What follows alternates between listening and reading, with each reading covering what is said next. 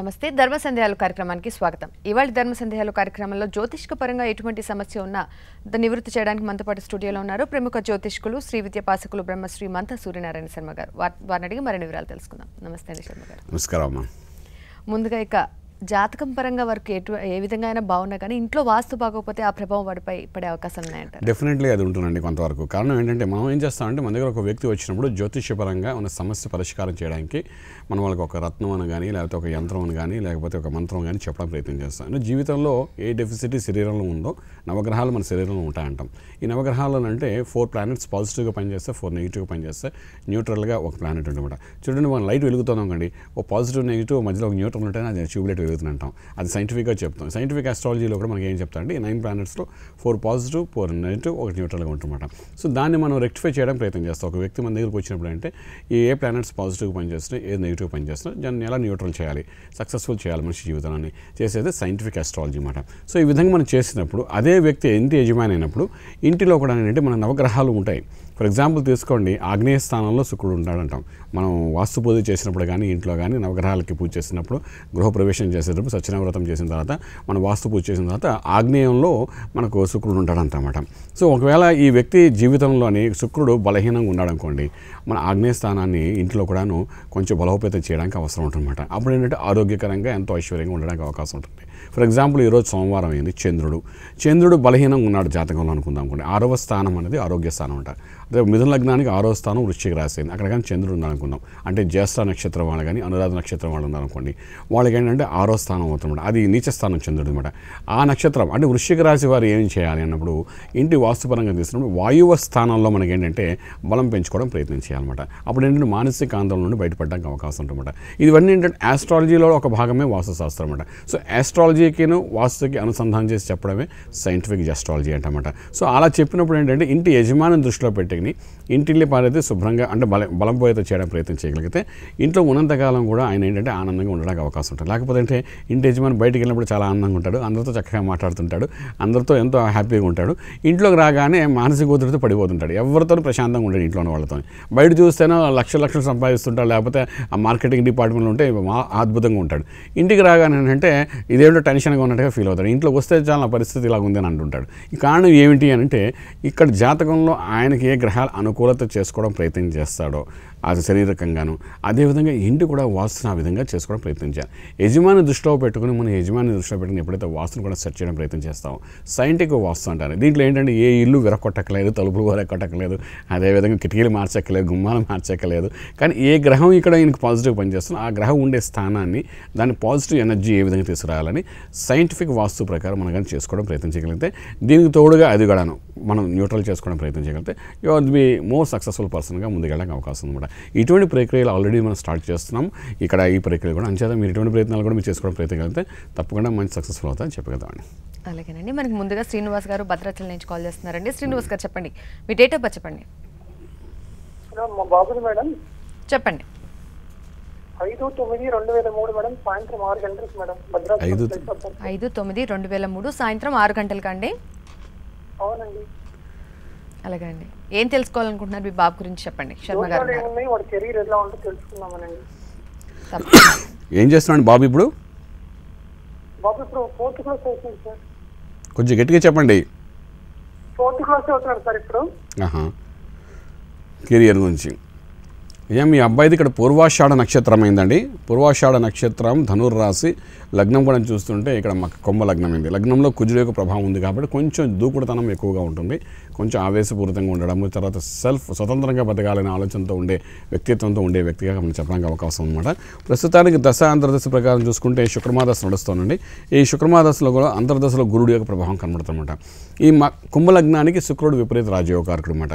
So ఈ విపరీత రాజయోగాడు ఎందుకు అయ్యాడు అంటే చతుర్థ భాగ్యాధిపతి అవ్వడం వల్ల విపరీతమైన రాజయోగారకుడు అనమాట. ఇటువంటి రాజయోగారకుడు యొక్క మహార్దశ నడుస్తుంది అంటే ఈ అబ్బాయి యొక్క జీవితంలో ఈ దశ అంతా తండ్రి గారికి అదృష్టాన్ని కలిసి వస్తుందన్నమాట. అంటే ఇంకా చిన్నపిల్లడు కాబట్టి అదృష్టం అనేది తండ్రి గారు పంచుతారు. చూడండి చాలామంది అంటుంటాం పిల్లలు పుట్టగానే కలిసి వచ్చిందంట చూసారా. ఆ విధంగా ఏంటంటే ఈ శుక్రుడు అంతర్దశ గురుడు వెళ్ళిందంట. అంటే 2014 జూలై తర్వాత ఈయన యొక్క అదృష్టం అంతా తండ్రి గారు పంచడానికి అవకాశం ఉంది. ఇంకా ఈ అబ్బాయి చదువు విషయానికి వచ్చినప్పుడు మనకు భాగ్యాధిపతి శుక్రుడై ఉన్నాడు, ఇప్పుడు యోగించే స్థితిలో ఉన్నాడు కాబట్టి చదువుతో పాటు కొన్ని కల్చరల్ యాక్టివిటీస్ కూడా డెవలప్ అవుతాయి. ఈ రెండింటి యొక్క ప్రభావం సక్సెస్ఫుల్ అయ్యే అవకాశం ఉంది. ప్రత్యేకించి బాబుకి ఏం చేస్తామంటే విష్ణు సహస్రనామం చదివించడానికి ప్రయత్నం చేయించండి నిత్యం రోజుకు ఒకసారి. కానీ తర్వాత బుధుడికి సంబంధించిన వరకు అంటే ఉత్తర ద్వారం నుండి బయటికి వెళ్ళడం కానీ బుధుడికి సంబంధించిన లైటింగ్ కూడా చదువుకునే వ్యక్తి కాబట్టి పిల్లడు వాడికి మనకు ఇంటిలో ఉత్తర ద్వారం ఏదైతే ఉందో కదా ఉత్తర భాగంలో మనం ఏం చేస్తాను చదువుకోవడానికి టేబుల్ ప్లస్ చైర్ వేసి కూర్చోబెట్టి ఉత్తర ముఖాన్ని చూస్తూ చదవడానికి ప్రయత్నం చేయగలిగితే ఈ చదువులో కూడా మోస్ట్ సక్సెస్ఫుల్ పర్సన్గా అవడానికి అవకాశం ఉంది. అయితే దశమ క్షేత్రంలో కేతు ఉన్నాడు కాబట్టి ప్రత్యేకించి ఉచ్చస్థితిలో కూడా ఉన్నాడు కాబట్టి కమ్యూనికేషన్ రంగంలో టాప్ మోస్ట్ పర్సన్గా వెళ్ళడానికి అవకాశం జీవితంలో ఉన్నదని చెప్పగలుగుతామండి. అలాగండి శర్మ గారు, ఇవాళ సోమవారం, మరి ఈ సోమవారం రోజున చంద్రుని ప్రభావం మనిషిపై పడుతుంది అంటారు, ఇది ఎంతవరకు నిజమంటారు? డెఫినెట్గా అండి. ఇప్పుడు ఏంటి చంద్రుడు అన్నవాడు మనోకారకుడు అంటాం. మనస్సుని జయించేది చంద్రుడు. చంద్రుడు మన జాతకంలో అద్భుతంగా ఉంటే ఎంతటి శక్తి ఎటువంటి నెగిటివ్ ఎనర్జీనైనా మనం పాజిటివ్గా తీసుకోవడానికి అవకాశం ఉంటుంది. ఫర్ ఎగ్జాంపుల్ చాలామంది మానసిక ఒత్తిడితో ఉంటారు, ఎంతో గొప్ప స్థితిలో ఉంటారు. ఆ ఒత్తిడిని కూడా అధిగమించి ఎటువంటి పని చేయడం ప్రయత్నం చేస్తారు. ఒక రాజకీయ నాయకులు తీసుకోండి, లేకపోతే ఒక సిద్ధాంతాలను చూసుకోండి, లేకపోతే పీఠాధిపతులు చూడండి, యోగీశ్వరులు చూడండి, వాళ్ళంటే ఎటువంటి వారి సమస్యలైనా చాలా సులువుగా తీసుకుని దానికి సమాధానం చెప్పడానికి ప్రయత్నం చేస్తారు. కారణం ఏంటంటే వాళ్ళకి జాతకంలో చంద్రుడు బలోపేతంగా ఉండడం వల్ల. ఎవరికైతే చంద్రుడు బలంగా ఉన్నాడో వాళ్ళకి ఏంటంటే పెద్ద సైంటిస్ట్ అవుతుంటారు, రీసెర్చ్ సెంటర్లో గొప్ప వ్యక్తిగా వెళ్తుంటారు అనమాట. ఈ విధంగా చంద్రుడు బలంగా ఉండడం చాలా అవసరం. పూర్ణ చంద్రుడుగా ఉండడం అనేది చాలా శుభమైన స్థితి చెప్తామన్నమాట. కొంతమంది ఇందాక మనం మాట్లాడుకున్నాం వృశ్చిక రాశి వాడికి అని చెప్పి మాట్లాడుకున్నాం. ఇక్కడ చంద్రుడు పూర్ణ చంద్రుడు అయినప్పటికీ కూడా ఏంటంటే వృశ్చిక రాశి అనేది చంద్రుడికి నీచ స్థితి అంటామన్నమాట. సో ఇటువంటి ఎప్పుడంటే చంద్రుడికి సంబంధించిన వరకు మనం ఏంటంటే ఏదో ఒక ఉపాసన పద్ధతి చేయడం చాలా అవసరం పడుతుంది. దీనికి ఏం చేస్తామంటే సాధారణంగా చంద్రుడు అనేసరికి చండి ఉపాసన మంత్రం చదవమని చెప్తుంటామన్నమాట. దీని మంత్రం ఏంటంటే ఐం హ్రైం క్లీం చాముండాయ్ విచ్చే, ఐం హ్రీం క్లీం చాముండాయ్ విచ్చే. ఇది చంద్ర సంబంధమైన మంత్రం అన్నమాట. ఎప్పుడైతే ఈ మంత్ర సాధన నిత్యం చేసుకోవడం ప్రయత్నం చేస్తారో ప్రత్యేకంగా వృశ్చిక రాశి వారికి చేయడం ప్రయత్నం చేయగలిగితే, ఎందుకంటే అక్కడ నీచ స్థితి ఉంటుందన్నమాట. వృశ్చిక రాశిలో ఏంటంటే అనురాధ నక్షత్రం, జ్యేష్ఠ నక్షత్రం వాళ్ళకి, విశాఖ 4వ పాదం వారికి వృశ్చిక రాశిలో చంద్రుడు ఉంటే ఆ రాశిలో దాని నీచ స్థితి అని అంటామన్నమాట. అటువంటి వాళ్ళు ఏంటంటే ఈ యొక్క అమ్మవారి యొక్క మంత్ర సాధన చేయడం ప్రయత్నం చేయగలిగితే డెఫినెట్గా ఏంటంటే మనోవేదన నుండి బయటపడడానికి అవకాశం ఉంటుందన్నమాట. ఎంత పూర్ణ చంద్రుడు అక్కడ ఉన్నప్పటికీ కూడా అంటే తెలియకుండానే శరీరం చుట్టుపక్కల వ్యవహారికంగా, మానసికంగా, సంసారికంగా అందరి నుండి ప్రెషర్ వచ్చే అవకాశం ఉంటుందన్నమాట. అలా వచ్చినప్పుడు అంటే దాన్ని అధిగమించడానికి చండీ ఉపాసన మంత్రం చేయడం చాలా అవసరం పడుతుంది. ఈ విధంగా ఏంటంటే చంద్రుడు ఉన్న స్థానాన్ని బట్టి, అదే ఇంటి వాస్తు దగ్గరకు వచ్చేది అక్కడ మనం మాట్లాడుకున్నాం. వాస్తు పరంగా వచ్చినప్పుడు ఏంటంటే వాయువ్య దిశ ఏంటంటే కృష్ణుడు ఉండే స్థానము, చంద్రుడు ఉండే స్థానం అంటామన్నమాట. మనకి ఎప్పుడైనా వృశ్చిక రాశిలో వాళ్ళు ఏంటంటే వాళ్ళ ఇంట్లో ఏం చేయాలంటే వాయువు దిశలోనే బరువైన వస్తువులు పెట్టడానికి ప్రయత్నం చేయాలన్నమాట. అలా చేస్తున్నప్పుడు అంటే ఇంటిలో కూడా మనం ఎటువంటి ఇబ్బంది కలగకుండా ఉండే అవకాశం ఉంది. తర్వాత వాయువులో ఉన్న ద్వారం ఓపెన్ చేయకుండా ఉంచడానికి ప్రయత్నం చేయాలి. కిటికీ కానీ ద్వారం కానీ ఓపెన్ చేయకుండా ఉండాలన్నమాట. దీనివల్ల కూడా ఏంటంటే ఇంట్లో మానసిక ఒత్తిడిని బయటపడడానికి అవకాశం ఉంది. ఈ విధంగా ఏంటంటే చంద్రుడు, మనం ఈరోజు మాట్లాడుకుంటున్న చంద్రుడు గురించి కాబట్టి చంద్ర బలాన్ని పెంచుకోవడానికి ఈ చిన్న చిన్న టిప్స్ అని చెప్పడానికి అవకాశం ఉందండి. అలాగేనండి. ఇక మనకి నెక్స్ట్ కాలర్ నరసింహ గారు వైజాగ్ నుంచి కాల్ చేస్తున్నారండి. నరసింహ గారు చెప్పండి, మీ డేట్ ఆఫ్ బర్త్. నా పేరు నరసింహమూర్తి అండి, చెప్పండి. వైజాగ్ నుంచి మాట్లాడుతున్నాను. మా అబ్బాయి పేరు రాకేష్. ఓకేనండి. డేట్ ఆఫ్ బర్త్ చెప్పండి. మీరు ఎవరి గురించి తెలుసుకోవాలనుకుంటున్నారు? మా అబ్బాయి గురించి. డేట్ ఆఫ్ బర్త్ చెప్పండి. డిసెంబర్ 19, 1984 అండి. ఓకే అండి. టైమింగ్ అండి? టైమింగ్ తెల్లవారు 4 అండి. ఓకేనండి. మీ అబ్బాయి ఏం తెలుసుకోవాలండి? అదే వాడి భవిష్యత్తు గురించి అండి, ఉద్యోగం, సెటిల్మెంట్. ఏం చేస్తున్నాడు బాబు ఇప్పుడు? ప్రెసెంట్ మెడికల్ కోడింగ్ చేస్తున్నాడు అండి. మెడికల్ కోర్స్ అండి? మెడికల్ కోడింగ్ చేస్తున్నాడు. సరే, బాబుది ఇక్కడ స్వాతి నక్షత్రం అయిందండి, తులారాశి అయింది. అదేవిధంగా లగ్నం కూడా తులా లగ్నం అయింది. లగ్నంలో చంద్రుడితో శని అనే గ్రహం కూడా కలిసి ఉందండి. ఇక్కడ ఏంటంటే ప్రస్తుత దశ కూడా శని మహాదశ నడుస్తుంది. అందులో కూడా అంతర్దశలో అంటే శుక్రుడు యొక్క ప్రభావం కనబడుతుందండి. చాలా అద్భుతమైన జాతకం చెప్పాలండి ఇక్కడ. ఎందుకంటే శని తులా లగ్నానికి శని విపరీత రాజయోగకారకుడు అనమాట. వాడు తులా లగ్నంలో ఉండడము, లగ్నానికి సంబంధించి ఎవరైతే రాజయోగం ఇస్తాడో వాడి యొక్క మహాదశ నడవడము, ఇవన్నీ ఏంటంటే లైఫ్ సెటిల్మెంట్స్కి చాలా మంచి స్థితి అని చెప్తుంటాం అన్నమాట. సో అటువంటి పరిస్థితుల్లో శని అంతర్దశ శుక్రుడు రావడం కూడా మంచి అద్భుతమైన స్థితి అన్నమాట. సో 2014 అక్టోబర్ లోపల బాబు సంపూర్ణంగా సెటిల్మెంట్ అయ్యే అవకాశం ఉంది. సెటిల్మెంట్ అంటే లైఫ్లో మంచి అచీవ్మెంట్స్కి వెళ్ళే అవకాశం అనమాట. దీంతో ఇటువంటి పరిస్థితులు ఏంటంటే చంద్రుడు ప్లస్ శని కలిసి ఉండడంలో మానసికంగా ఒత్తిడి వస్తుందన్నమాట. అంటే వేవరింగ్ మైండ్ కొంత ఉంటుందన్నమాట. ఏ నిర్ణయం తీసుకోవాలన్నా కొంచెం ముందు వెనక ఆలోచించడానికి ఒక స్థిరమైన నిర్ణయం తీసుకోలేక కొంచెం ఇబ్బంది పడుతుంటారన్నమాట. అంతే పద్ధతిగా ఉన్నప్పటికీ కూడా ఆ నిర్ణయంలో ఇబ్బంది వస్తుందన్నమాట. అంచేది ఏం చేస్తామంటే ఇక్కడ మేధస్సు చాలా అవసరం పడుతుంది. సో ఈ లగ్నానికి ఏం చేస్తామంటే మేధస్సుకు సంబంధించిన వరకు బుధుడు ఆధిపత్యం కాబట్టి, బుధుడికి సంబంధించిన భాగ్యాధిపతి కూడా బుధుడు కాబట్టి బుధుడికి సంబంధించిన గరుడు పచ్చ అనే రత్నం రత్నాన్ని కనీసం 4 క్యారెట్స్ అబ్బాయికి పెట్టించడానికి ప్రయత్నించండి. దీనివల్ల తన మేధస్సుతో ఆలోచించి సరైన నిర్ణయం తీసుకుంటాడు. 2014 అక్టోబర్ లోపల లైఫ్లో మంచి సెటిల్మెంట్స్ అయ్యే అవకాశం ఉందన్నమాట. ఈ విధమైన ప్రయత్నం చేయండి, అద్భుతమైన ఫలితాలు ఉంటే చెప్పగలుగుతామండి. అలాగేనండి. మరి కొంతమందికి డేట్ ఆఫ్ బర్త్ అనేది తెలియదు, మరి వాళ్ళకు కూడా వాళ్ళ జాతకం ఏ విధంగా ఉంటుందో తెలియజేసి దీనికి చాలా పద్ధతులు ఉన్నాయండి. ఒకవేళ డేట్ ఆఫ్ బర్త్ తెలియకపోతే అంటే హస్త సామర్థ్య ప్రకారం చెప్తామండి మేము. ఇప్పుడు మా శ్రీ వేదమాత గాయత్రి మా జ్యోతిష్యాలయం ఏదంటే చక్కగా ఆ హస్త సామర్థ్య ప్రకారం చెప్పడానికి ప్రయత్నం చేస్తాం. ఇది కాని పక్షంలో ఏంటంటే వాళ్ళ యొక్క పిల్లల యొక్క జాతకంలో నుండి డెఫినెట్గా మేము ఏం చేస్తామంటే వాళ్ళ జాతకాన్ని తీయడం ప్రయత్నం చేస్తాం. అంటే వాళ్ళ పిల్లలు ఉన్నారనుకోండి, 2-3 సంవత్సరాల పిల్లలు ఉన్నారనుకోండి, ఆ పిల్లల యొక్క లగ్నాతో చతుర్థ స్థానం తల్లి గురించి, భాగ్యస్థానం తండ్రి గురించి చెప్తున్నమాట. సో చతుర్థ స్థానాన్ని భాగ్యస్థానం దృష్టిలో పెట్టుకుని ఆ తండ్రి గారి జీవితం ఏ విధంగా ఉంది, ఏ విధంగా ముందుకు స్థాయికి వెళ్తారని చెప్పడం అనేది చాలా సామాన్యమైన స్థితి అని చెప్తాం. ఆ విధంగా కూడా జాతకం చెప్పడానికి అవకాశం ఉంది. ఇవన్నీ కానప్పుడు చేతిలో కూడా మనకి రేఖలు కూడా సరిగ్గా లేనప్పుడు అప్పుడు ప్రశ్న లగ్నం అంటాడు. వాళ్ళు ఒక సమస్యతో మా దగ్గరకు వచ్చినప్పుడు ఏంటంటే ఆ సమస్యకు పరిష్కారం ఏ విధంగా చేయాలి, వచ్చిన సమయానుసారము వచ్చిన లగ్నంలో చూసి దృష్టిలో పెట్టుకుని, ఇది కూడా మన పూర్వకాలంలో మన యొక్క జ్యోతిష్ శాస్త్రం కొన్ని వందల సంవత్సరాల క్రితం ఈ ప్రశ్న లగ్నం అనేది కూడా వేస్తుండేవారు అనమాట. ఇటువంటి ప్రశ్న లగ్నాన్ని కూడా మనం దృష్టిలో పెట్టుకుని ఒక ప్రశ్నకు సమాధానంగా మనం చెప్తుంటామన్నమాట. సో వీటన్నిటికీ సైంటిఫిక్గా మన ఆన్సర్స్ ఉన్నాయండి ప్రతిదానికిను. సో క్యాలిక్యులేషన్స్ కూడా ఆ విధంగా చేస్తామన్నమాట. ఇది ఏంటంటే మనకు సంఖ్యాశాస్త్ర ప్రకారంగా అంటుంటారు, అదేవిధంగా మన గణిత శాస్త్ర ప్రకారంగా ఏంటంటే దీన్ని చక్కగా క్యాలిక్యులేట్ చేసుకుని మీకు చెప్తుంటామన్నమాట. సో ఈ విధంగా ఒక వ్యక్తి మన దగ్గరకు వచ్చినప్పుడు అంటే మీరు ఎవరైనా వచ్చినప్పుడు ఏంటంటే ఇందులో ఏదో ఒక భాగం దృష్టిలో పెట్టుకుని మీ జ్యోతిష సమస్య, మీ శరీరం జీవితంలో ఉన్న సమస్యను పరిష్కారం చేయడానికి ప్రయత్నం చేయగలుగుతామని చెప్తామండి. అలాగేనండి. నెక్స్ట్ కాలర్ రామ్మోహన్ గారు వైజాగ్ నుంచి కాల్ చేస్తున్నారండి. రామ్మోహన్ గారు చెప్పండి, మీ డేట్ ఆఫ్ బర్త్ ఏంటో. Date of birth 1980. కొంచెం క్లియర్గా చెప్పరా? చెప్పండి. 1983 అండి. చెప్పండి. అక్టోబర్ 14. అక్టోబర్ 14. అక్టోబర్ 14 అండి. టైం అండి? 9:30 అండి. శుక్రవారం. ఉదయమా సాయంత్రమా అండి? ఉదయమేనండి. అలాగేనండి. అది ఎవరి గురించి తెలుసుకోవాలనుకుంటున్నారు? బాబు గురించి. ప్రస్తుతం ఏం చేస్తున్నారండి? బాబు జాబ్ చేస్తాడు, పెళ్లి గురించి తెలుసుకోవాలని. ఖచ్చితంగా అండి. శర్మ గారు ఉన్నారు, నివృత్తి చేస్తారు. మీ అబ్బాయిది ఇక్కడ ఉత్తరాషాఢ నక్షత్రం అయిందమ్మా. ఉత్తరాషాఢ నక్షత్రం మకర రాశి, లగ్నం ఇక్కడ వృశ్చిక లగ్నం అయింది. లగ్నంలో గురు ప్రభావం కనబడుతోంది. అయితే ఇప్పుడు ప్రస్తుతానికి రాహుదశ, ఈ రాహుదశలో కూడా అంతర్దశలో బుధుడి యొక్క ప్రభావం కనబడుతోంది. ఉద్యోగం, లైఫ్ సెటిల్మెంట్స్ ఇవన్నీ అయినప్పటికీ మే 22వ తారీఖు తర్వాత సెప్టెంబర్ మధ్యలో మీరు చేసే ప్రయత్నాలు సఫలీకృతమయ్యే అవకాశం ఉందమ్మా.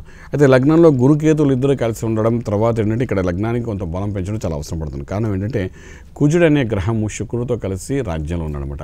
శుక్రుడు అనేవాడు వివాహానికి అన్ని విధాలుగా సుఖమైన జీవితాన్ని ఇచ్చేవాడు అనమాట.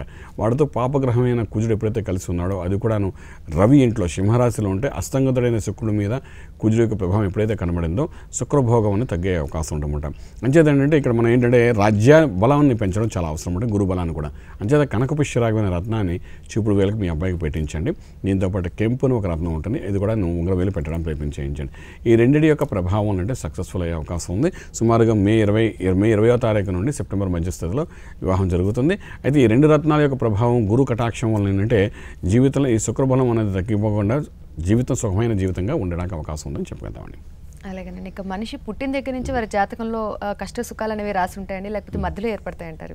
ఈ పుట్టగానే అంటే లగ్నాతు ఏంటంటే అప్స్ అండ్ డౌన్స్ ఉంటాయండి. దశలు మారుతున్నప్పుడల్లా భావాలు అది చేసే పనుల్లోనే వ్యత్యాసం వస్తుంటుంది. ఈ అప్స్ అండ్ డౌన్స్ ప్రతి ఒక్కరికి ఉంటాయన్నమాట. అంటే ఒక మంచి దశ వచ్చింది, ఫర్ ఎగ్జాంపుల్ ఓ లగ్నం ఉంది, మిథున లగ్నం ఉంది. ఇందాక మనం చెప్పుకున్నాం మిథున లగ్నానికి శుక్రుడు రాజయోగకారకుడు, శని ద్వితీయోగకారకుడు, లగ్నాధిపతి బుధుడు. అంటే ఇక్కడ ఏంటంటే లగ్నము, పంచము, రాజ్యము దృష్టిలో పెట్టుకుని మనం ఏం చెప్తాం అంటే ఈ మూడు భాగాలు ఏ విధంగా ఉన్నాయని చూస్తామన్నమాట. ఈ గ్రహాలు వచ్చినప్పుడు, ఈ గ్రహాల యొక్క దశలు వచ్చినప్పుడు ఏంటంటే ఎవరైతే యోగిస్తారో అప్పుడు ఏంటంటే అప్సులు మంచి యోగానికి తీసుకెళ్లే అవకాశం ఉంటుందన్నమాట. అదేవిధంగా ఈ లగ్నానికి గురుడు కానీ చంద్రుడు కానీ కొంత దోషం ఉంటుందన్నమాట. అదే రవి కూడా కొంత దోషం ఉందన్నమాట. ఆ దశలు అంతర్దశలు వచ్చాయనుకోండి అప్పుడు బలహీనపడే అవకాశం ఉందన్నమాట. సో ఇవన్నీ ఏంటంటే ఏ లగ్నం ఉందో చూసుకుని లగ్నాన్ని బట్టి ఎటువంటి గ్రహాలు అనుగ్రహిస్తే ఏ గ్రహాలు అనుగ్రహించో చూసుకుని ఆ వచ్చేటప్పుడు ఏం చేయాలి అనేది ముందుండి ఒక ప్రక్రియగా ఒక ప్లానింగ్ డిజైనింగ్గా చేసుకుని ముందుకు వెళ్ళడానికి ప్రయత్నం చేస్తే ఆ సక్సెస్ అనేది పెరుగుతుందన్నమాట. అంటే అప్స్ అండ్ డౌన్స్ ఉంటాయి. ఎండాకాలం వచ్చింది, మనం ముందుగా తెలుస్తుంది ఎండాకాలం వస్తుంది, మనం ఏం చేస్తాం ఇంట్లో చక్కగా ఏసీ వేయించుకుంటాం ముందుగానే. ఎందుకు వేయించుకుంటాం? ఎండాకాలం టైంలో ఎండ పడకూడదు మన మీదని. చల్లగా ఉండాలి, ఆరోగ్యంగా ఉండాలి. అదేవిధంగా మనకు అనుకూలమైన గ్రహం యొక్క దశ రావట్లేదు, అంటే అనుకూలమైనది రావట్లేదు, ప్రతికూలమైనది వస్తుంది అని తెలియగానే దానికి ముందుగానే దానికి కావాల్సిన ఏర్పాట్లు మనం చేసుకోవాల్సిన అవసరం ఉంటుందన్నమాట. ఆ విధంగా చేసుకుంటూ వెళ్తున్నప్పుడు అంటే ఆ కష్టం వచ్చినా తెలియకుండానే మనం అధిగమించడానికి అవకాశం ఉంటుందన్నమాట. సో ఈ విధంగా మన జ్యోతిష్యులు అంటే ఒక గైడ్గా తీసుకోవడము. టెక్స్ట్ బుక్ ఉందనుకోండి, టెక్స్ట్ బుక్లో ఏదో తెలియలేదు, అర్థం కాలేదు, దాన్ని ఏం చేస్తాం మన పిల్లలు, ఒక గైడ్ తీసుకుని రెఫరెన్స్ తీసుకుంటారు, తీసుకున్న తర్వాత గైడ్ని ఏం చేస్తారు, పక్క పెట్టేస్తారు, దాన్ని టెక్స్ట్ బుక్ చదువుకుని పోతుంటారు. అదేవిధంగా అంటే జ్యోతిష్యులను ఎంతవరకు తీసుకోవాలంటే చక్కగా ఒక గైడ్ ఇవ్వడానికి, అంటే గైడ్ లైన్స్ తీసుకోవాలి, తీసుకుని చక్కగా మన జీవితాన్ని మనం ముందుకు పోవడానికి ప్రయత్నం చేయాలన్నమాట. ఆ విధంగా కష్టాలు సుఖాలు అని తెలిసి చేసేవాడు భగవంతుడి తరపు భూమి మీద ఉన్నవాడు ఎవరంటే భగవత్ సాక్షాత్కార రూపం ఎవరంటే జ్యోతిష్యులు అంటారన్నమాట. సో అటువంటి జ్యోతిష్యుల ద్వారా మీరు ఎప్పుడైతే విషయాలు తెలుసుకుని దాన్ని అవగాహన చేసుకుని చక్కగా ఫాలో అవ్వడానికి ప్రయత్నం చేయగలిగితే జీవితంలో కష్టాలు ఉంటాయి, కానీ కష్టాన్ని అధిగమించే శక్తి కూడా ఆ జ్యోతిష్యులు ఇవ్వడానికి అవకాశం ఉంది. ఒక రెమెడీస్ ఇస్తారు, కానీ ఆ ప్రకారంగా ముందుకు వెళ్ళడానికి ప్రయత్నం చేయగలిగితే మోస్ట్ సక్సెస్ఫుల్ పర్సన్గా ముందుకు వెళ్ళడానికి అవకాశం ఉంది చెప్తాను. అలాగేనండి. నెక్స్ట్ కాల్ మల్లేశ్వర గారు కాకినాడ నుంచి కాల్ చేస్తున్నారండి. మల్లేశ్వర గారు చెప్పండి మీ డేట్ ఆఫ్ బర్త్. చెప్పండి మల్లేశ్వర గారు. సార్ మా బాబు గురించి అడగాలనుకున్నాం అండి. తప్పకుండా అండి. డేట్ ఆఫ్ బర్త్ చెప్పండి. మా బాబు గురించి అండి డేట్ ఆఫ్ బర్త్ చెప్పండి. 13/2 చెప్పండి. 1943 టైం 1943 టైం చెప్పండి. ఉదయం 9:06 అండి. అలాగండి. ఏం ఉదయం తెలుసుకోవాలనుకుంటున్నారు? 9:06. ఏం తెలుసుకోవాలనుకుంటున్నారు మీ బాబు గురించి? అదే బాబు జాతకం గురించి అండి. ఏం చేస్తున్నాడండి మీ అబ్బాయి ఇప్పుడు? బాబు జాబ్ చేస్తున్నాడండి. ఏం తెలుసుకోవాలనుకుంటున్నారు? జాబ్ చేస్తున్నాడండి. అదే ఏం తెలుసుకోవాలనుకుంటున్నారు? అదే బాబు మ్యారేజ్ గురించి తెలుసుకోవాలనుకుంటున్నాను. తప్పకుండా. సరే అండి, మ్యారేజ్ గురించి తెలుసుకోవాలనుకుంటున్నాను. సరే అండి. బాబుది ఇక్కడ ధనిష్ఠా నక్షత్రం అయిందండి. ధనిష్ఠా నక్షత్రం కుంభరాశి అయింది, లగ్నం ఇక్కడ మీన లగ్నం అయింది. ప్రస్తుతానికి గురు మహర్దశ నడుస్తుంది 2003 నుండి. అందులో కూడా అంతర్దశలో శుక్రుడు యొక్క ప్రభావం కనబడుతుంది. బాబు వివాహ విషయానికి వచ్చినప్పుడు 2014 ఏప్రిల్ తర్వాత మీరు చేయండి, ఆ ప్రయత్నం సక్సెస్ కనబడుతుంది. ఇప్పుడు ప్రస్తుత పరిస్థితి ప్రకారం అయితే గ్రహాల అనుకూలత వివాహానికి అయితే సంపూర్ణంగా లేదు. 2011 ఆగస్టు నుండి చేసే ఉద్యోగంలో కూడా స్థిరంగా కన్సిస్టెంట్గా ఒక యోగం తీసుకెళ్ళకుండా అలాగా కన్సిస్టెంట్గా ఏంటంటే స్టాగ్నెంట్ అయ్యి ఉంది అన్నమాట. ఉద్యోగం కూడా అంత చెప్పుకోదగా ఉన్న స్థితికి తీసుకెళ్ళట్లేదు ఇంకాను. సో 2014 ఏప్రిల్ తర్వాత స్థలం మార్పు, స్థానం మార్పు, ఉద్యోగంలో మార్పులు, తర్వాత అక్కడ నుండి ఒక యోగం కనబడుతుంది. ఆ విధంగా ప్రయత్నించండి. అయితే ఈ లగ్నానికి కొంత బలం పెంచడం చాలా అవసరం పడుతుంది. ఎందుకంటే లగ్నానికి వ్యయస్థానం ద్వాదశ భావంలో చతుర్గ్రహ కూటమి, అంటే వెనక లాగేవాళ్ళు 4 ఉన్నారని అర్థం అన్నమాట. సో ఈ 4 గ్రహాల యొక్క ప్రభావం బాగా కనబడుతుంది కాబట్టి లగ్న బలం పెంచడం అవసరం ఉంటుంది. సో ఈ లగ్నానికి అధిపతి గురుడు కాబట్టి కనకపుష్యరాగం రత్నాన్ని చూపుడు వేలకి, అదే పంచమము ఐశ్వర్యాలు ఇచ్చేవాడు పంచమ స్థానము కాబట్టి అటువంటి పంచమాధిపతి అయినటువంటి రవి యొక్క బలాన్ని కూడా పెంచడానికి ప్రయత్నించండి. సో ఈ రెండింటి యొక్క ప్రభావాన్ని పెంచడానికి ప్రయత్నిస్తే అంటే ఒకటి కనకపుష్యరాగం, 2 కెంపు, ఈ 2 రత్నాలు పెట్టడానికి ప్రయత్నించండి. ఈ రెండింటి ప్రభావం వల్ల ఒక స్టేటస్, ఒక పొజిషన్ వచ్చే అవకాశం ఉంది. అక్కడ నుండి వివాహానికి అనే విధమైన అనుకూలత ఉంటుంది. తర్వాత ప్రత్యేకించి గురు మంత్ర సాధన చేయడం ప్రయత్నించండి. ఇక్కడ గురువు అంటే అది మేధా దక్షిణామూర్తి అవ్వచ్చు, సాయిబాబా అవ్వచ్చు, లేదంటే వెంకటేశ్వర స్వామి, గణపతి, ఇలా ఎవరినైతే గురువుగా భావిస్తారో ఆ గురు మంత్ర సాధన చేయడం ప్రయత్నించేయండి. ఈ రెండింటి ప్రభావంలో సక్సెస్ అనేది కనబడుతుంది. వచ్చే సంవత్సరం వివాహానికి అనే విధంగా అనుకూలత ఉందని చెప్పగలుగుతాము. అలాగేనండి. నెక్స్ట్ కాల్ సువర్చన గారు తెనాలి నుంచి కాల్ చేస్తున్నారండి. సువర్చన గారు చెప్పండి మీ డేట్ ఆఫ్ బర్త్ ఏంటో. నమస్తే అండి. నమస్తే అండి, చెప్పండి. 8/6/2000 అండి. ఇది మా మనవుడి జాతకం. మధ్యాహ్నం 1:19 గుంటూరు. అలాగేనండి. ఏం తెలుసుకోవాలనుకుంటున్నారు? అంటే విద్య, ఆరోగ్యం అండి. తప్పకుండా అండి. శర్మ గారు ఉన్నారు, చెప్తారండి. అమ్మ ఏం చదువుకుంటున్నాడు బాబు? బాబు 7th అండి. సరిగా విద్యలో కొంచెం ఇదిగా లేకుండా ఉంది. సరే అమ్మా. బాబుది ఇక్కడ పుబ్బా నక్షత్రం అయిందమ్మా, సింహరాశి అయింది. లగ్నం కూడా ఇక్కడ కన్యా లగ్నం అయిందమ్మా. ఓకే. అయితే ఇప్పుడున్న పరిస్థితి ప్రకారం చూసుకుంటే 2000లో ఆ బాబు పుట్టారంటున్నారు. మీరు శుక్రమహాదశలో ప్రస్తుతానికి అంతర్దశ చూస్తే శని యొక్క ప్రభావం కనబడుతుందమ్మా. అయితే ఇక్కడ ఏళ్ళనాటి శని ప్రభావం కొంచెం తగ్గినప్పటికీ ఏంటంటే ఈ శుక్రుడు అంతర్దశ శని అనేది ఏంటంటే కొంతవరకు చదువు కంటే కొంచెం ఆటపాటల మీద కాన్సన్ట్రేషన్ ఎక్కువ చేయిస్తుందన్నమాట. ఆ గ్రహాలు అంటే అలాంటి గ్రహాలు అన్నమాట. తర్వాత ఇక్కడ భాగ్యాధిపతి మనం తీసుకున్నప్పుడు అంటే భాగ్యాధిపతి కూడా శుక్రుడే. అంటే ఈ శుక్రమహాదశలోని చదువుతో పాటు ప్యారలల్గా ఏదో ఒక హ్యాబిట్ అనమాట. 64 కళల్లో ఏదో ఒక కళని సంపూర్ణంగా నేర్చుకోవాలని చేసే ప్రయత్నం చేస్తాడు. ఎందుకంటే ఈ శుక్రమహాదశ 2020 వరకు ఉంది ఈ అబ్బాయికి. సో అంతవరకు ఇటువంటివన్నీ ఉంటాయి కాబట్టి ప్యారలల్గా వాటిని కూడా ఎంకరేజ్ చేయడం ప్రయత్నించండి. చదువు ఒక 60% వచ్చినప్పటికీ మిగిలిన 40% ఆటపాటల్లో ఏదో ఒక ఆటను వాడు కాన్సన్ట్రేట్ చేస్తాడు. చేసినప్పుడు మన దానిలో దోషమైతే లేదు. ఆ విధంగా చేయండి. అయితే ఇంకొక విషయం ఏంటంటే ఇక్కడ ప్రత్యేకించి ఏంటంటే బాబుకి ఒక చిన్న మంత్రం నేను చెప్తాను, చదవమని చెప్పండి. ఓం గం ఐం గణపతియే నమః. ఇక గణపతి మంత్రం సరస్వతి మంత్రం రెండు కలిసిన బీజాక్ష మంత్రం అంటే ఓం గం ఐం గణపతియే నమః. ఇది ఉదయం లేచి సూర్యోదయ కాలంలో చదివించడం ప్రయత్నించాలి. కొంచెం కష్టమైన పని అనుకుంటే పిల్లవాడు ఉదయం లేవడం కూడా అయినప్పటికీ ఈ ప్రయత్నం చేయగలిగితే కొంచెం చదువు మీద కాన్సన్ట్రేషన్ చేయడానికి అవకాశం ఉంటుంది. ఇందుకు తప్ప ప్రత్యేకమైన దోషం అయితే లేదు. ఎందుకు భాగ్యంలో గురుడు ఉన్నాడు, రవి ఉన్నాడు, శని చతుర్గ్రహ కోటి ముందు ఉంటే భాగ్యస్థానంలో అంచేత ఈ వేవరింగ్ అంతా ఉంటుంది కాబట్టి శుక్రుడు కూడా సపోర్ట్ చేయడు కాబట్టి కాకతాయిగా వేరే అలవాట్లు కూడా ఉంటాయి కాబట్టి చక్కగా 64 కళలో ఒక కళను నేర్చుకోవడం ప్రయత్నం చేస్తారు కాబట్టి ఈ మంత్రం చేయండి. కొంచెం మంచి చెడుకు వ్యత్యాసం తెలుసుకుంటూ ముందుకు వెళ్ళడానికి ప్రయత్నం అవుతుందని చెప్పుకుందామని. అలాగేనండి. ఇక జాతకంలో యోగం అంటే ఏంటి, దీని ప్రభావం మనిషిపై ఏ విధంగా ఉంటుందంటారు? ప్రతి మనిషి జీవితంలోనండి జాతకంతో పాటు ప్యారలల్గా రాజయోగాలు నడుస్తుంటుంటాయండి.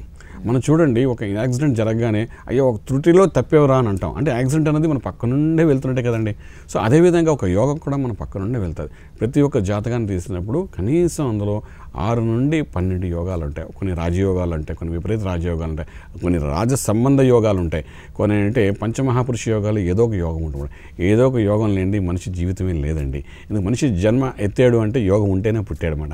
అంచేత ఆ యోగం ఏ యోగం అని తెలుసుకుని ఆ యోగాన్ని పట్టుకుని మనం కానీ ముందుకు వెళ్ళడానికి ప్రయత్నం చేస్తే యూఆర్ ది మోస్ట్ సక్సెస్ఫుల్ పర్సన్గా ముందుకు వెళ్ళే అవకాశం ఉంది. ఆ తెలియజేసేవాడు తెలుసుకోవడానికి చేసే ప్రయత్నంలో జ్యోతిష్యం యొక్క సలహా తీసుకోవడం చాలా అవసరం పడుతుంది. చెప్పాను కదా ఇందాకలా భూమి మీద ఉన్న భగవంతు రూపంలో మీకు సరైన మార్గం చూపించేవాడు జ్యోతిష్యుడు అని చెప్పి ఉన్నాం కాబట్టి అటువంటి సరైన మీకు దగ్గరలో ఉన్న ఎవరైనా జ్యోతిష్యుడు ఉంటే వాళ్ళని కన్సల్ట్ చేసి సరైన జ్యోతిష్యుని కన్సల్ట్ చేసి అసలు ఈ యోగాలు ఏమిటి, ఎందుకు వస్తాయని తెలుసుకోవడం ప్రయత్నించామన్నమాట. సో మన లగ్నానికి యోగాలు కనబడుతుంటాయి. అయితే ఇందాక మీరు అడిగారు మేడం గారు అన్నట్టు ఆ యోగం ఎంతవరకు కనెక్ట్ అవుతుందండి. మన లగ్నాన్ని బట్టి ఆ యోగం కనెక్ట్ అవుతుందా అవుదా మనం చెప్పడానికి అవకాశం ఉందన్నమాట. ఎంత దూరంలో మనకు ఆ యోగం ఉంది తెలుస్తుంది అనమాట. చూడండి, సూర్యకిరణాలు చాలా దగ్గరగా వచ్చినప్పుడు ఏంటంటే మనకు వేడిగా ఉంటాయి, దూరంగా ఉంటే చల్లగా ఉంటాయి. చంద్రుడు చూడండి, పూర్ణ చంద్రుడు వెన్నెల ఎక్కువగా ఉంటుంది. అదే అమావాస్య చంద్రుడికి ఒక రోజు ముందు అంటే మనకు వెన్నెలు తక్కువగా ఉంటాయి. ఇవన్నీ మనం ఫిజికల్గా సైంటిఫిక్గా కాకపోయినప్పటికీ ప్రకృతి సహజంగా చూస్తున్నాం. అదేవిధంగా యోగం అనేది దగ్గరికి వస్తున్నప్పుడు ఆ యోగాన్ని మనం ఎంజాయ్ చేయడానికి అవకాశం ఉంటుందన్నమాట. వస్తుందా రాలా మన జీవితంలో అనేది ఎప్పుడు వస్తుందని చెప్పేవాడు జ్యోతిష్యుడు అన్నమాట. అంటే ప్రతి ఒక్కరి జీవితంలో మానవ జన్మ ఎత్తేమంటే యోగం.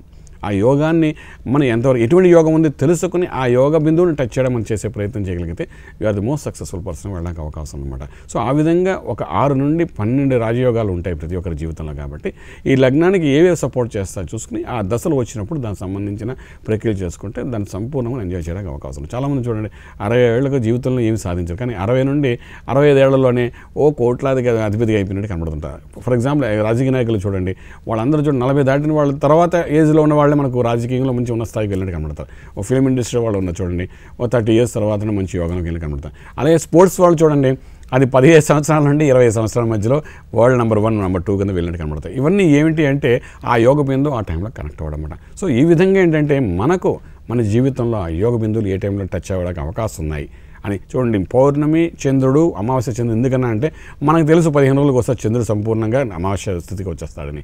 అలా తెలిసినప్పుడు అలాగే మన జాతకంలో కూడా గ్రహాలు ఎంత దగ్గరగా ఎప్పుడు వస్తున్నాయి, ఎప్పుడు మనం సపోర్ట్ చేస్తారు తెలుసుకుని జ్యోతిష్యుల ద్వారా సక్సెస్ అవ్వడానికి ప్రయత్నం చేయగలిగితే you are the most luckiest person చెప్పగలుగుతాను.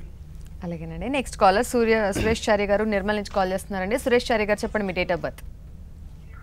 మాది మా బిడ్డదండి 25/12/2089. 1989. 1989. ఓకేనండి. టైమింగ్ అండి? టైం ఉదయం 5:50 అండి. ఏం చేస్తున్నారండి మీ అబ్బాయి? అమ్మాయి అండి. చెప్పండి, ఏం చేస్తున్నారు, ఏం తెలుసుకోవాలనుకుంటున్నారు? పెళ్లి గురించి అండి. ఓకే అండి. ప్రస్తుతం ఏం చేస్తున్నారు? ప్రస్తుతం ఏం లేదండి, ఖాళీగా ఉంటుంది.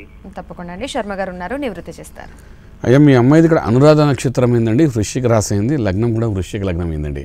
ఇందాక మనం మాట్లాడుకున్నాం. అయితే ఈ లగ్నంలోనూ కుజు చంద్రులు ఇద్దరు కలిసి ఉండడం ఏంటంటే చంద్రమంగళ యోగం. ఇప్పుడు చక్కగా యోగాల గురించి మాట్లాడుకున్నాం. ఇక్కడ చంద్రుడు కుజుడు కలిసి ఉండడం, అందులో వృశ్చిక రాశిలో కేంద్రంలో ఉండడము విపరీత రాజు. దీనికి ఏంటంటే అద్భుతమైన యోగం అని చెప్తామంట. ఇంకా ఈ చంద్రమంగళ యోగం ఉన్నప్పుడు ఏంటంటే స్థిరాస్తులు పెరిగిపోతాయండి, అద్భుతంగా పెరుగుతాయి. అయితే లగ్నంలో ఇది కనబడుతుంది, కానీ అమ్మాయి జీవితంలో ఇది ఎప్పుడు వస్తాయని చెప్పడానికి ఏంటంటే మనం ఇప్పుడు మాట్లాడుకున్నాం కాబట్టి ప్రస్తుతానికి చూసుకుంటే 2007 బుధ మహాదశ నడుస్తుందండి. అందులో కూడా అంతర్దశలో మనకి ఏంటంటే శుక్రుడు యొక్క ప్రభావం కనబడుతుంది. అయితే యోగం అనేది ఇక్కడ చంద్రమహాదశలో కానీ కుజ మహాదశలో కానీ గురు మహాదశలో రావాల్సిన అవసరం అనమాట. మనం ఇక్కడ చూస్తే బుధుడు యొక్క మహాదశ నడుస్తాం అనమాట. ఈ బుధ మహాదశ వెళ్ళేంత వరకు ఆ యోగం కనిపించదు అనమాట. సో ఎందుకంటే యోగము చక్రంలో కనబడుతుంది, కానీ యోగం అనేది మనిషి జీవితంలో రాదు. దీన్ని ఎలా కనెక్ట్ చేయాలనేది మంచి స్థితి అని చెప్తామన్నమాట. అందుకోసం ఏం చేస్తారంటే ఈ అమ్మాయి జాతకంలోని ఒక వివాహము అనేది మామూలు స్థితి అయినప్పటికీ రాజయోగంలో వెళ్ళాలన్నప్పుడు ఏంటంటే కనకపుష్యరాగమైన రత్నాన్ని చూపుడు వేలకి, అదేవిధంగా కెంపును ఒక రత్నాన్ని ఉంగరం వేలు పెట్టుకుంటే 2014 జనవరి 19 తర్వాత నుండి వైవాహిక జీవితానికి అన్ని విధాలుగా అనుకూలత, పెళ్లికి వాటికి అనుకూల స్థితి ఏర్పడుతుంది. దీంతోపాటు ఈ రత్న ప్రభావం దానికి సంబంధించి మంత్రశాస్త్రంగా చేయడానికి ప్రయత్నం చేయగలిగితే మోస్ట్ సక్సెస్ఫుల్గా ముందుకు వెళ్ళడానికి అవకాశం చెప్పుకెళ్తాము. అలాగేనండి. ఒక విషయంలో ఎక్కడైనా పాజిటివ్ ఉంటే ఖచ్చితంగా అక్కడ నెగిటివ్ కూడా ఉంటుంది. ఇప్పుడు వరకు మనం యాగాల గురించి, యోగం గురించి మాట్లాడుకున్నాం. మరి దోషం తీసుకుంటే జాతకంలో దోషం ఏ విధంగా ఉంటుందంటారు? దాని ప్రభావం ఎలా ఉంటుందంటారు మనిషిపై? అది కూడా చక్కగా మనం చెప్పొచ్చండి. ఇప్పుడు చూడండి, లైట్ వెలిగించడానికి చీకటి ఎక్కడ పోయిందో మనకు తెలియదండి. చీకటి పోగడానికి మనం ఏ ప్రక్రియ చేయట్లేదండి. లైట్ వెలిగిస్తే చాలు చీకటి పోతుంది. లైట్ వెలిగించిన తర్వాత చీకటి పోవడానికి నువ్వు పో అని చెప్పి ఇంకొక ప్రక్రియ వాడక్కర్లేదండి.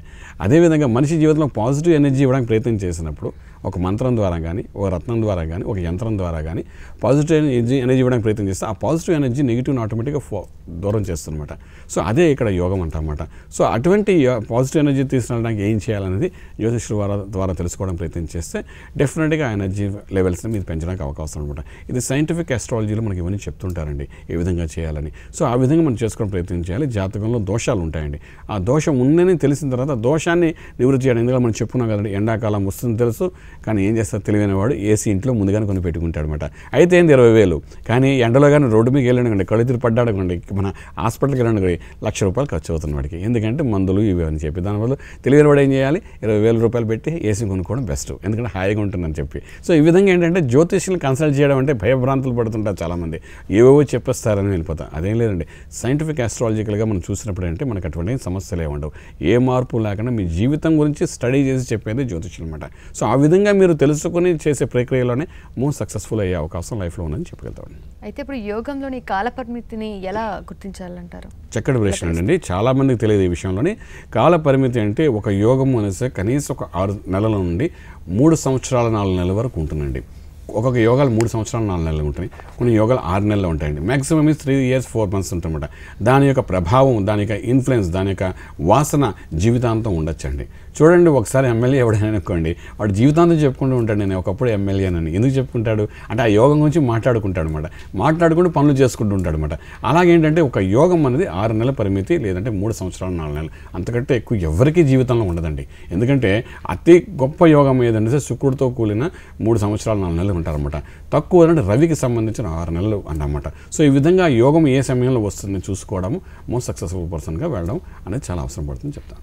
అలాగేనండి శర్మ గారి, వాళ్ళ ధర్మ సందేహాలు కార్యక్రమంలో సందేహాలు నివృత్తి చేసినందుకు ధన్యవాదాలు. నమస్కారం అండి. ఇదండి వాళ్ళ ధర్మ సందేహాలు కార్యక్రమం. తిరిగి రేపటి ధర్మ సందేహాలు కార్యక్రమంలో మళ్ళీ కలుసుకుందాం. నమస్కారం.